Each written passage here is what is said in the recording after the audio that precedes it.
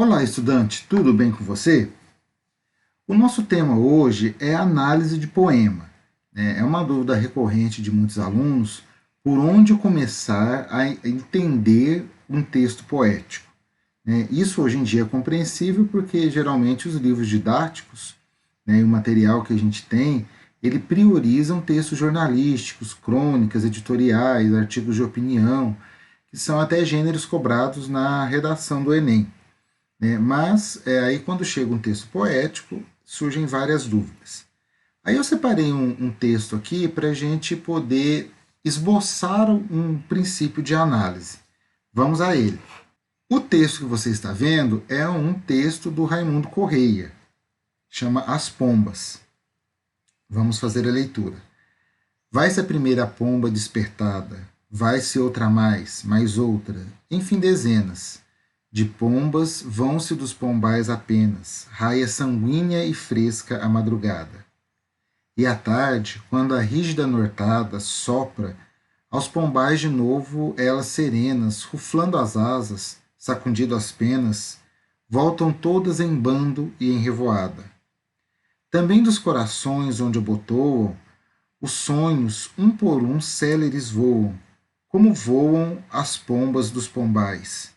No azul da adolescência, as asas solam, fogem, mas aos pombais as pombas voltam. E elas, aos corações, não voltam mais. Bem, a primeira coisa que a gente faz com relação à análise do texto é vermos a sua estrutura, Qual que é a estrutura desse texto? Então, nós temos aqui um poema de 14 versos, com uma organização muito particular. Eu tenho dois quartetos, 1, 2, 3, 4, 5, 6, 7, 8, e dois tercetos, 9, 10, 11, 12, 13, 14. Então, isso daqui é um soneto.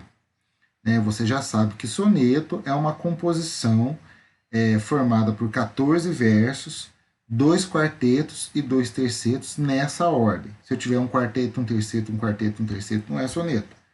Então, já sabemos que esse texto é um soneto. Posteriormente, como que se organizam as rimas desse soneto? Então, eu tenho aqui, entrada, despertada com madrugada, dezena com apenas, nortada com revoada, serena com apenas, abotoa um voo, pombais com mais solo em volta. Então eu tenho aqui, nos dois quartetos, eu tenho as rimas opostas ou interpoladas, que é quando o primeiro verso rima com o quarto e o segundo com o terceiro. Já nos tercetos, eu tenho as rimas emparelhadas, que são de dois em dois aqui, emparelhada com emparelhada, e depois eu tenho uma rima oposta, D com D. Então eu tenho uma análise já formal desse texto. Então eu já tenho, com relação à estrutura formal dele, a maneira como ele se apresenta, eu já tenho um cenário. Posteriormente, eu vou ver quantos versos esse texto tem, quantas sílabas poéticas, na realidade, esse texto tem. Então, eu faço a escansão do verso. Então, aí você já tem a escansão de um quarteto e de um terceto já feito. Então, eu consigo perceber que esse soneto ele tem 10 versos, que esse soneto tem 10 sílabas poéticas. Então é um soneto formado todo por versos decassílabos. Lembre-se sempre que quando eu faço a escansão, a contagem das sílabas poéticas, eu paro sempre na última sílaba tônica do verso. Então são versos decassílabos. Agora eu passo para uma análise semântica. Quanto à forma, eu já descobri. Agora, semanticamente, ou seja, o que as palavras dizem para mim. Então, raia, eu tenho lá traço, linha divisória. Nortada é o vento que vem do norte. Ruflando é quando os animais, as aves, batem as asas para levantar voo. Uma revoada, um bando de aves. Celery é rápido, ligeiro.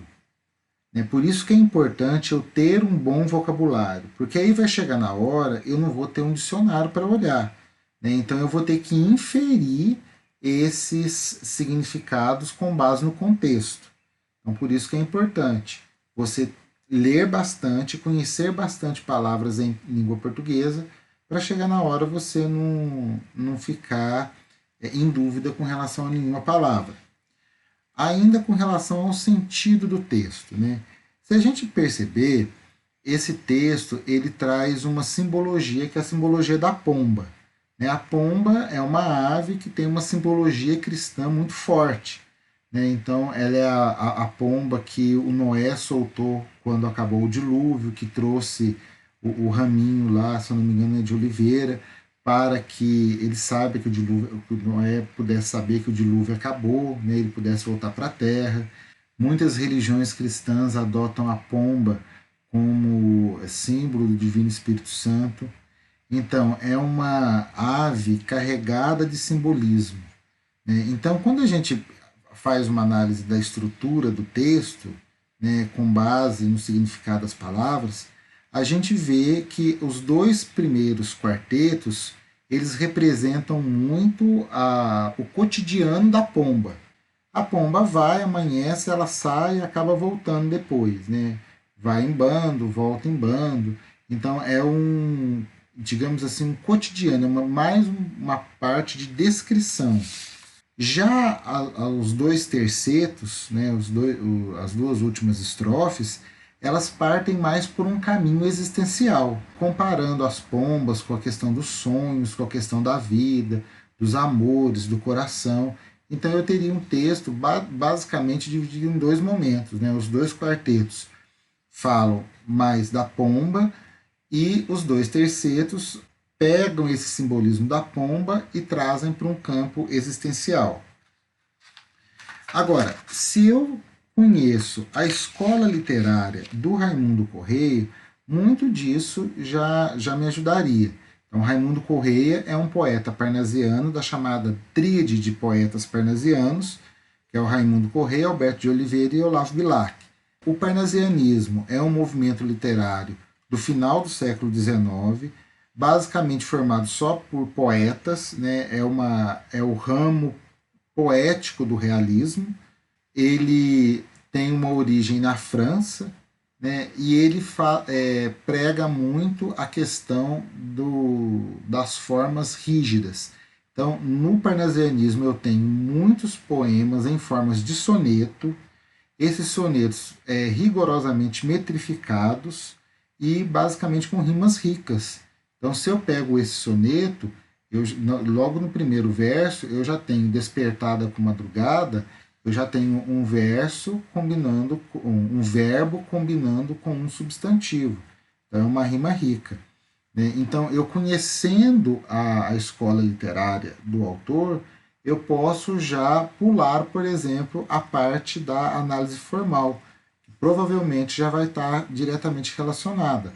Né? E lembrando também que o parnasianismo é aquele movimento literário onde eu teria poesias mais objetivas, né? Como, por exemplo, o vaso grego, o vaso chinês, a metalinguagem com profissão de fé de Olavo Bilac, e o ideal sempre da arte pela arte. Eu fazer poesia pelo fazer poesia, sem grandes profundidades. Tá certo? Pessoal, até mais então. Até a próxima. Tchau!